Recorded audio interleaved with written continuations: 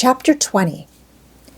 I had forgotten to draw my curtain, which I usually did, and also to let down my window blind. The consequence was that when the moon, which was full and bright, for the night was fine, came in her course to that space in the sky opposite my casement, and looked in at me through the unveiled panes, her glorious gaze roused me. Awaking in the dead of night, I opened my eyes on her disk, silver white and crystal clear. It was beautiful, but too solemn. I half rose and stretched my arm to draw the curtain. Good God! What a cry! The night, its silence, its rest, was rent in twain by a savage, a sharp, a shrilly sound that ran from end to end of Thornfield Hall. My pulse stopped. My heart stood still. My stretched arm was paralyzed. The cry died and was not renewed. Indeed, whatever being uttered that fearful shriek could not soon repeat it. Not the whitest winged condor on the Andes could, twice in succession, send out such a yell from the cloud shrouding his eyrie. The thing delivering such utterance must rest ere it could repeat the effort. It came out of the third story, for it passed overhead.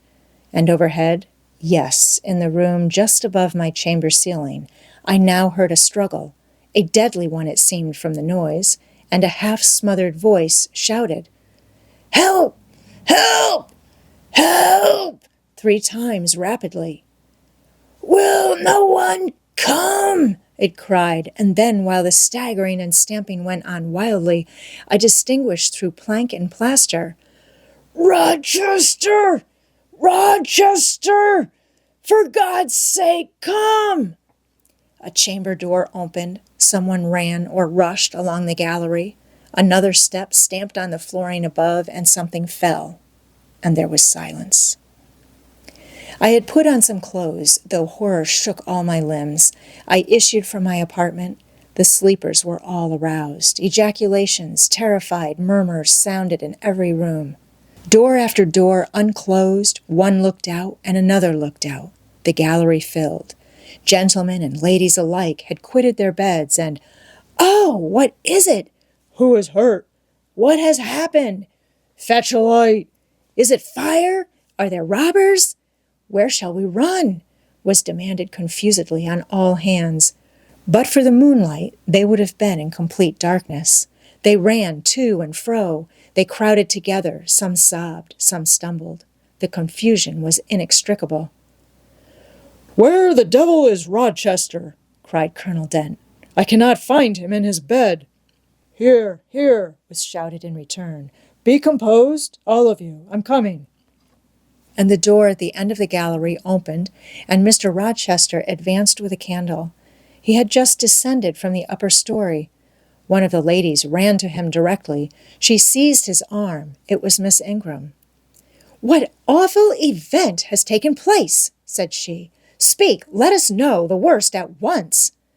"But don't pull me down or strangle me," he replied, for the Misses Eshton were clinging about him now, and the 2 dowagers, in vast white wrappers, were bearing down on him like ships in full sail. All's right, he cried. "It's a mere rehearsal of Much Ado About Nothing. Ladies, keep off, or I shall wax dangerous." And dangerous he looked. His black eyes darted sparks. Calming himself by an effort, he added, "A servant has had the nightmare, that is all. She's an excitable, nervous person. She construed her dream into an apparition or something of that sort, no doubt, and has taken a fit with fright. Now then, I must see you all back into your rooms, for till the house is settled she cannot be looked after. Gentlemen, have the goodness to set the ladies the example. Miss Ingram, I am sure you will not fail in evincing superiority to idle terrors. Amy and Louisa, return to your nests like a pair of doves as you are. Madams, to the dowagers, you will take cold to a dead certainty if you stay in this chill gallery any longer." And so, by dint of alternate coaxing and commanding, he contrived to get them all once more enclosed in their separate dormitories. I did not wait to be ordered back to mine, but retreated unnoticed, as unnoticed I had left it. Not, however, to go to bed. On the contrary, I began and dressed myself carefully. The sounds I had heard after the scream, and the words that had been uttered had probably been heard only by me, for they had proceeded from the room above mine. But they assured me that it was not a servant's dream which had thus struck horror through the house, and that the explanation Mr. Rochester had given was merely an invention framed to pacify his guests. I dressed, then, to be ready for emergencies. When dressed, I sat a long time by the window, looking out over the silent grounds and silvered fields, and waiting for I knew not what. It seemed to me that some event must follow the strange cry, struggle, and call. No, stillness returned. Each murmur and movement ceased gradually, and in about an hour Thornfield Hall was again as hushed as a desert. It seemed that sleep and night had resumed their empire. Meantime, the moon declined. She was about to set. Not liking to sit in the cold and darkness, I thought I would lie down on my bed, dressed as I was. I left the window and moved with little noise across the carpet. As I stooped to take off my shoes, a cautious hand tapped low at the door. "Am I wanted?" I asked. "Are you up?" asked the voice I expected to hear, viz., my master's. "Yes, sir." "And dressed?" "Yes." "Come out, then, quietly." I obeyed. Mr. Rochester stood in the gallery holding a light. "I want you," he said. "Come this way. Take your time and make no noise." My slippers were thin. I could walk the matted floor as softly as a cat. He glided up the gallery and up the stairs and stopped in the dark, low corridor of the fateful third story.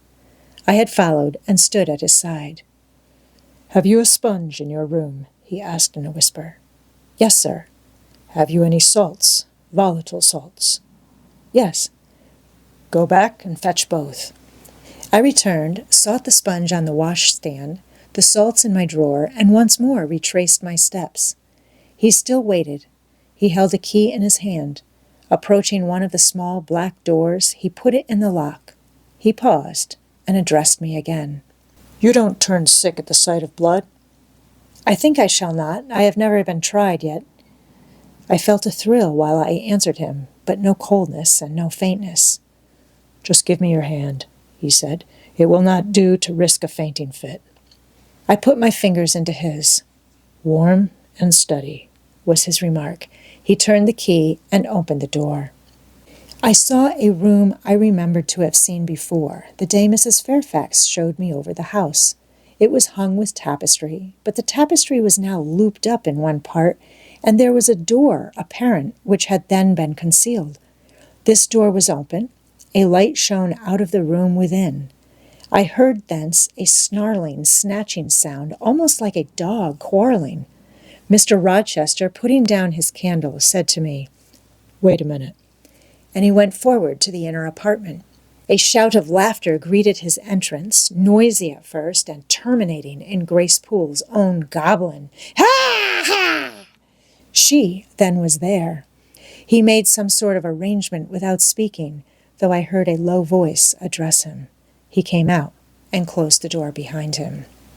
"Here, Jane," he said, and I walked round to the other side of a large bed, which, with its drawn curtains, concealed a considerable portion of the chamber. An easy-chair was near the bedhead. A man sat in it, dressed with the exception of his coat.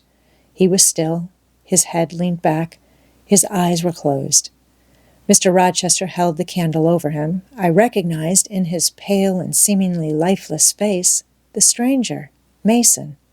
I saw, too, that his linen on one side and one arm was almost soaked in blood. "Hold the candle," said Mr. Rochester, and I took it. He fetched a basin of water from the washstand. "Hold that," said he. I obeyed. He took the sponge, dipped it in, and moistened the corpse-like face. He asked for my smelling bottle and applied it to the nostrils. Mr. Mason shortly unclosed his eyes. He groaned. Mr. Rochester opened the shirt of the wounded man, whose arm and shoulder were bandaged. He sponged away blood, trickling fast down. "Is there immediate danger?" murmured Mr. Mason. "Pooh!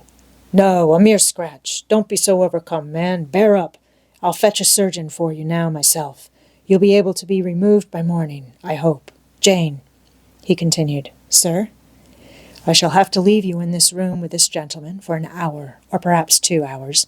You will sponge the blood as I do when it returns. If he feels faint, you will put the glass of water on that stand to his lips and your salts to his nose. You will not speak to him on any pretext. And, Richard, it will be at the peril of your life if you speak to her. Open your lips, agitate yourself, and I'll not answer for the consequences." Again the poor man groaned. He looked as if he dared not move. Fear, either of death or of something else, appeared almost to paralyze him. Mr. Rochester put the now bloody sponge into my hand, and I proceeded to use it as he had done. He watched me a second, then saying, "Remember, no conversation," he left the room. I experienced a strange feeling as the key grated in the lock and the sound of his retreating step ceased to be heard. Here then I was in the 3rd story, fastened into one of its mystic cells, night around me, a pale and bloody spectacle under my eyes and hands, a murderess hardly separated from me by a single door. Yes, that was appalling. The rest I could bear, but I shuddered at the thought of Grace Poole bursting out upon me.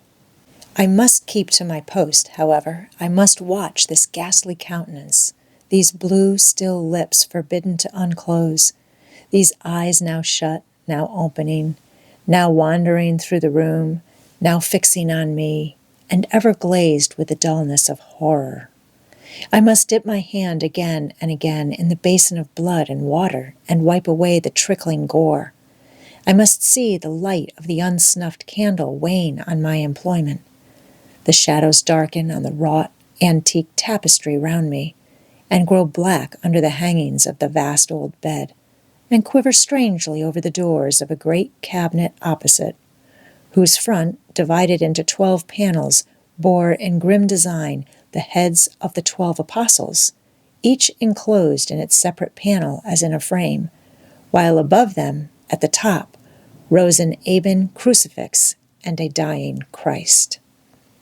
According as the shifting obscurity and flickering gleam hovered here or glanced there, it was now the bearded physician Luke that bent his brow, now St. John's long hair that waved, and anon the devilish face of Judas that grew out of the panel, and seemed gathering life and threatening a revelation of the arch-traitor, of Satan himself, in his subordinate's form. Amidst all this, I had to listen as well as watch, to listen for the movements of the wild beast or the fiend in yonder side den. But since Mr. Rochester's visit, it seemed spellbound. All the night I heard but 3 sounds at 3 long intervals: a step creak, a momentary renewal of the snarling canine noise, and a deep human groan. Then my own thoughts worried me. What crime was this that lived incarnate in this sequestered mansion, and could neither be expelled nor subdued by the owner? What mystery that broke out now in fire and now in blood at the deadest hours of night? What creature was it that, masked in an ordinary woman's face and shape, uttered the voice now of a mocking demon and anon of a carrion-seeking bird of prey? And this man I bent over, this commonplace, quiet stranger, how had he become involved in the web of horror? And why had the fury flown at him? What made him seek this quarter of the house at an untimely season, when he should have been asleep in bed? I had heard Mr. Rochester assign him an apartment below. What brought him here? And why, now, was he so tame under the violence or treachery done him? Why did he so quietly submit to the concealment Mr. Rochester enforced? Why did Mr. Rochester enforce this concealment? His guest had been outraged. His own life on a former occasion had been hideously plotted against, and both attempts he smothered in secrecy and sank in oblivion. Lastly, I saw Mr. Mason was submissive to Mr. Rochester, that the impetuous will of the latter held complete sway over the inertness of the former. The few words which had passed between them assured me of this. It was evident that in their former intercourse the passive disposition of the one had been habitually influenced by the active energy of the other. Whence then had arisen Mr. Rochester's dismay when he heard of Mr. Mason's arrival? Why had the mere name of this unresisting individual, whom his word now sufficed to control like a child, fallen on him a few hours since as a thunderbolt might fall on an oak? Oh, I could not forget his look and his paleness when he whispered, "Jane, I have got a blow. I have got a blow, Jane." I could not forget how the arm had trembled which he rested on my shoulder, and it was no light matter which could thus bow the resolute spirit and thrill the vigorous frame of Fairfax Rochester. "When will he come? When will he come?" I cried inwardly as the night lingered and lingered, as my bleeding patient drooped, moaned, sickened, and neither day nor aid arrived. I had again and again held the water to Mason's white lips, again and again offered him the stimulating salts. My efforts seemed ineffectual. Either bodily or mental suffering, or loss of blood, or all three combined, were fast prostrating his strength. He moaned so and looked so weak, wild, and lost. I feared he was dying, and I might not even speak to him. The candle, wasted at last, went out. As it expired, I perceived streaks of gray light edging the window curtains. Dawn was then approaching. Presently I heard Pilot bark far below. Out of his distant kennel in the courtyard, hope revived. Nor was it unwarranted. In 5 minutes more, the grating key, the yielding lock, warned me my watch was relieved. It could not have lasted more than 2 hours. Many a week has seemed shorter. Mr. Rochester entered, and with him the surgeon he had been to fetch. "Now, Carter, be on the alert," he said to this last. "I give you but half an hour for dressing the wound, fastening the bandages, getting the patient downstairs and all." "But is he fit to move, sir?" "No doubt of it. It is nothing serious. He is nervous. His spirits must be kept up. Come, set to work." Mr. Rochester drew back the thick curtain, drew up the Holland blind, let in all the daylight he could, and I was surprised and cheered to see how far dawn was advanced, what rosy streaks were beginning to brighten the east. Then he approached Mason, whom the surgeon was already handling. "Now, my good fellow, how are you?" he asked. "She's done for me, I fear," was the faint reply. "Not a whit. Courage! This day fortnight you'll hardly be a pin the worse of it. You've lost a little blood, that's all. Carter, assure him there's no danger." "I can do that conscientiously," said Carter, who had now undone the bandages. "Only I wish I could have got here sooner. He would not have bled so much. But how is this? The flesh on the shoulder is torn as well as cut. This wound was not done with a knife. There have been teeth here." "She bit me," he murmured. "She worried me like a tigress when Rochester got the knife from her." "You should not have yielded. You should have grappled with her at once," said Mr. Rochester. "But under such circumstances, what could one do?" returned Mason. "Oh, it was frightful," he added, shuddering, "and I did not expect it. She looked so quiet at first." "I warned you," was his friend's answer. "I said, be on your guard when you go near her. Besides, you might have waited till tomorrow and had me with you. It was mere folly to attempt the interview tonight, and alone." "I thought I could have done some good." You thought. Yes, it makes me impatient to hear you. But, however, you have suffered, and are likely to suffer enough for not taking my advice, so I'll say no more. Carter, hurry! The sun will soon rise, and I must have him off." "Directly, sir." The shoulder is just bandaged. I must look to this other wound in the arm. She has had her teeth here too, I think." "She sucked the blood. She said she'd drain my heart," said Mason. I saw Mr. Rochester shudder. A singularly marked expression of disgust, horror, hatred warped his countenance almost to distortion. But he only said, "Come, be silent, Richard, and never mind her gibberish. Don't repeat it." "I wish I could forget it," was the answer. "You will when you are out of the country. When you get back to Spanish Town, you may think of her as dead and buried, or rather, you need not think of her at all." "Impossible to forget this night." "It is not impossible. Have some energy, man. You thought you were as dead as a herring 2 hours since, and you are all alive and talking now. There!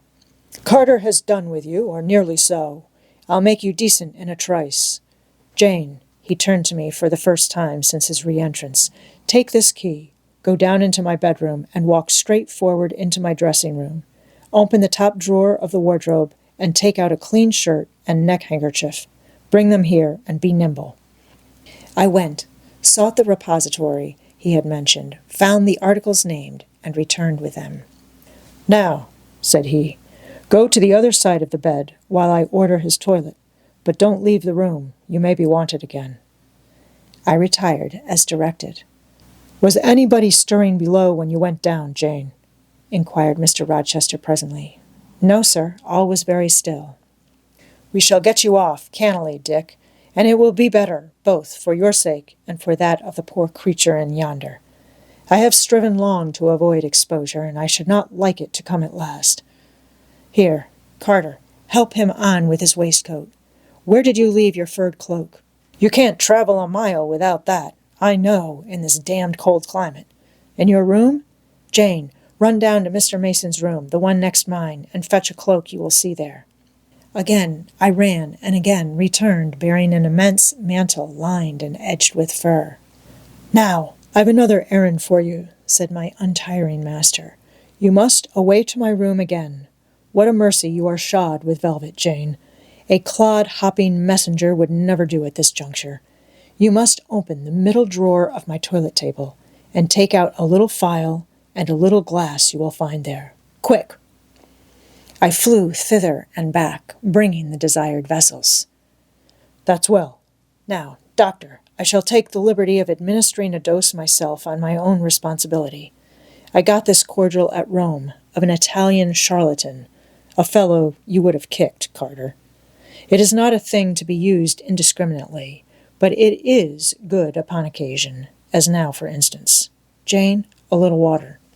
He held out the tiny glass, and I half filled it from the water bottle on the washstand. "That will do. Now wet the lip of the phial." I did so. He measured 12 drops of a crimson liquid and presented it to Mason. "Drink, Richard. It will give you the heart you lack for an hour or so." "But will it hurt me? Is it inflammatory?" "Drink, drink, drink."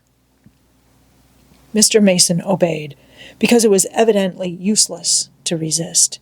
He was dressed now. He still looked pale, but he was no longer gory and sullied. Mr. Rochester let him sit 3 minutes after he had swallowed the liquid.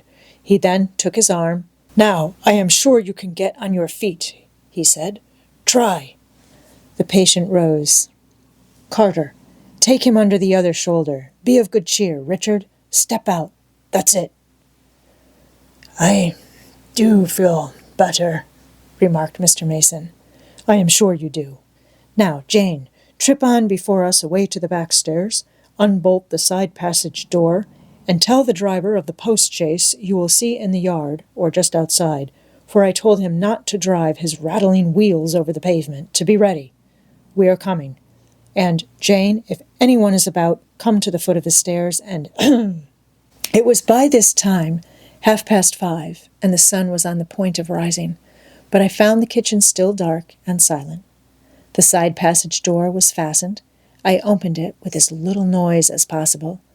All the yard was quiet, but the gate stood wide open, and there was a post-chaise with horses ready harnessed, and drivers seated on the box, stationed outside.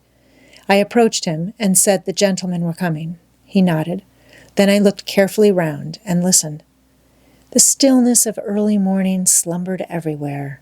The curtains were yet drawn over the servants' chamber windows. Little birds were just twittering in the blossom-blanched orchard trees, whose boughs drooped like white garlands over the wall enclosing one side of the yard. The carriage horses stamped from time to time in their closed stables. All else was still. The gentlemen now appeared. Mason, supported by Mr. Rochester and the surgeon, seemed to walk with tolerable ease. They assisted him into the chaise. Carter followed. "Take care of him," said Mr. Rochester to the latter, "and keep him at your house till he is quite well. I shall ride over in a day or two to see how he gets on. Richard, how is it with you?" "The fresh air revives me, Fairfax." "Leave the window open on his side, Carter. There is no wind. Goodbye, Dick." "Fairfax." "Well, what is it?" "Let her be taken care of. Let her be treated as tenderly as may be. Let her—" He stopped and burst into tears. "I do my best, and have done it, and will do it," was the answer. He shut up the chaise door, and the vehicle drove away. "Yet would to God there was an end of all this," added Mr. Rochester as he closed and barred the heavy yard gates. This done, he moved with slow step and abstracted air towards a door in the wall bordering the orchard. I, supposing he had done with me, prepared to return to the house again. However, I heard him call, "Jane!" He had opened the portal and stood at it, waiting for me. "Come, where there is some freshness, for a few moments," he said. "That house is a mere dungeon. Don't you feel it so?" "It seems to me a splendid mansion, sir." "The glamour of inexperience is over your eyes," he answered, "and you see it through a charmed medium. You cannot discern that the gilding is slime and the silk draperies cobwebs, that the marble is sordid slate, and the polished woods mere refuse chips and scaly bark. Now here," he pointed to the leafy enclosure he had entered, "all is real, sweet, and pure." He strayed down a walk edged with box, with apple trees, pear trees, and cherry trees on one side, and a border on the other full of all sorts of old-fashioned flowers, stocks, sweet williams, primroses, pansies, mingled with southernwood, sweetbriar, and various fragrant herbs. They were fresh now as a succession of April showers and gleams, followed by a lovely spring morning, could make them. The sun was just entering the dappled east, and his light illumined the wreathed and dewy orchard trees and shone down the quiet walks under them. "Jane, will you have a flower?" He gathered a half-blown rose, the first on the bush, and offered it to me. "Thank you, sir." "Do you like this sunrise, Jane? That sky with its high and light clouds which are sure to melt away as the day waxes warm? This placid and balmy atmosphere?" "I do, very much." "You have passed a strange night, Jane." "Yes, sir. And it has made you look pale. Were you afraid when I left you alone with Mason?" "I was afraid of someone coming out of the inner room. But I had fastened the door. I had the key in my pocket. I should have been a careless shepherd if I had left a lamb, my pet lamb, so near a wolf's den, unguarded. You are safe." "Will Grace Poole live here still, sir?" "Oh, yes. Don't trouble your head about her. Put the thing out of your thoughts." "Yet it seems to me your life is hardly secure while she stays." "Never fear. I will take care of myself." "Is the danger you apprehended last night gone by now, sir?" "I cannot vouch for that till Mason is out of England, nor even then. To live, for me, Jane, is to stand on a crater crust which may crack and spew fire any day." "But Mr. Mason seems a man easily led. Your influence, sir, is evidently potent with him. He will never set you at defiance or wilfully injure you." "Oh, no. Mason will not defy me, nor, knowing it, will he hurt me. But unintentionally, he might in a moment. by one careless word, deprive me, if not of life, yet forever of happiness. Tell him to be cautious, sir. Let him know what you fear, and show him how to avert the danger. He laughed sardonically, hastily took my hand, and as hastily threw it from him. If I could do that, simpleton, where would the danger be? Annihilated in a moment. Ever since I have known Mason, I have only had to say to him, do that, and the thing has been done. But I cannot give him orders in this case. I cannot say, beware of harming me, Richard, for it is imperative that I should keep him ignorant that harm to me is possible. Now you look puzzled, and I will puzzle you further. You are my little friend, are you not? I like to serve you, sir, and to obey you in all that is right. Precisely. I see you do. I see genuine contentment in your gait and mien, your eye and face, when you are helping me and pleasing me, working for me and with me, in, as you characteristically say, all that is right.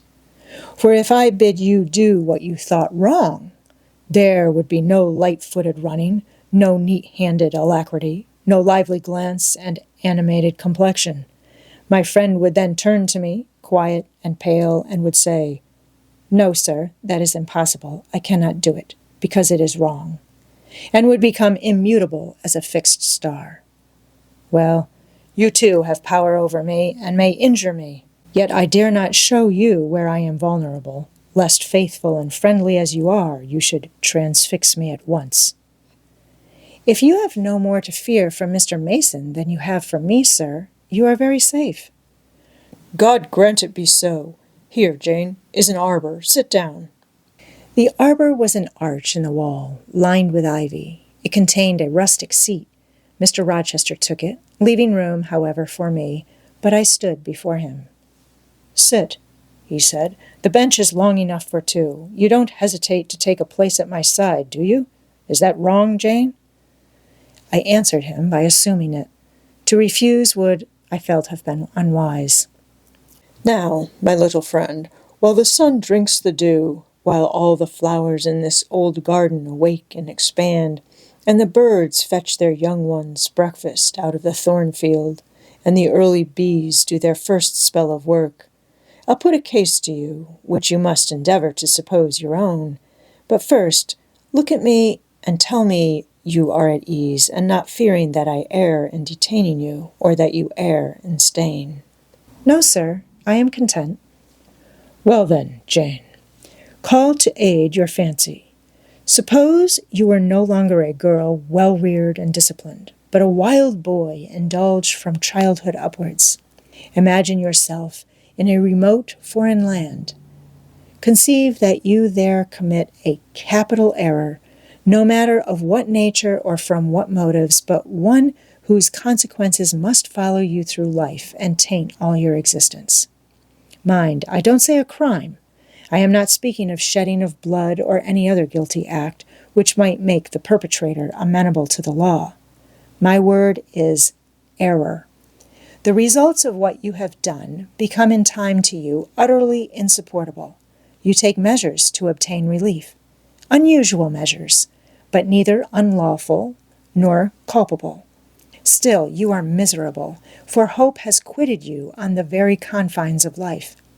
Your sun at noon darkens in an eclipse, which you feel will not leave it till the time of setting. Bitter and base associations have become the sole food of your memory. You wander here and there, seeking rest and exile. Happiness and pleasure, I mean in heartless, sensual pleasure, such as dulls intellect and blights feeling. Heart-weary and soul-withered, you come home after years of voluntary banishment. You make a new acquaintance. How or where, no matter. You find in this stranger much of the good and bright qualities which you have sought for 20 years and never before encountered. And they are all fresh, healthy, without soil, and without taint. Such society revives, regenerates. You feel better days come back, higher wishes, purer feelings. You desire to recommence your life and to spend what remains to you of days in a way more worthy of an immortal being. To attain this end, are you justified in overleaping an obstacle of custom, a mere conventional impediment which neither your conscience sanctifies nor your judgment approves? He paused for an answer, and what was I to say? Oh, for some good spirit to suggest a judicious and satisfactory response. Vain aspiration. The west wind whispered in the ivy round me, but no gentle Ariel borrowed its breath as a medium of speech. The birds sang in the treetops, but their song, however sweet, was inarticulate. Again Mr. Rochester propounded his query. Is the wandering and sinful, but now rest-seeking and repentant man justified in daring the world's opinion in order to attach to him forever this gentle, gracious, genial stranger, thereby securing his own peace of mind and regeneration of life? Sir, I answered, a wanderer's repose or a sinner's reformation should never depend on a fellow creature. Men and women die, philosophers falter in wisdom, and Christians in goodness.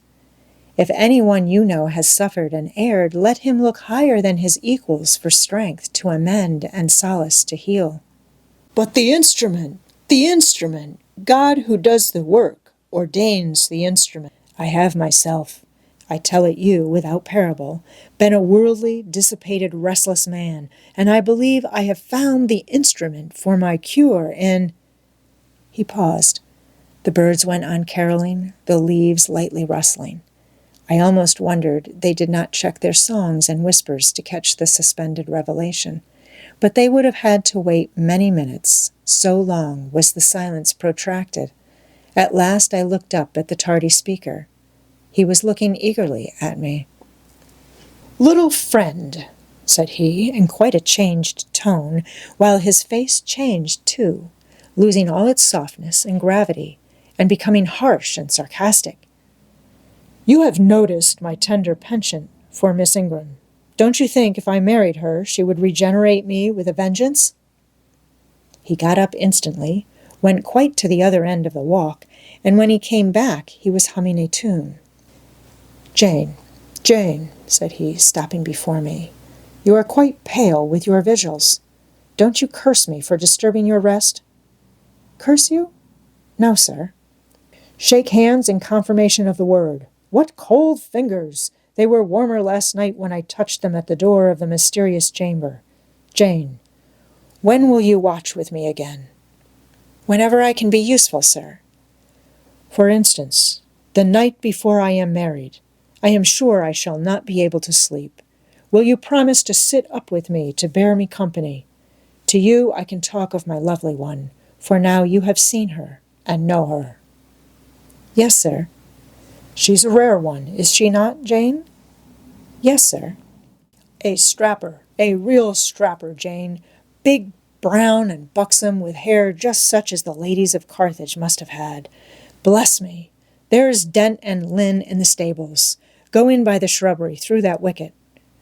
As I went one way, he went another, and I heard him in the yard, saying cheerfully, Mason got the start of you all this morning. He was gone before sunrise. I rose at 4 to see him off.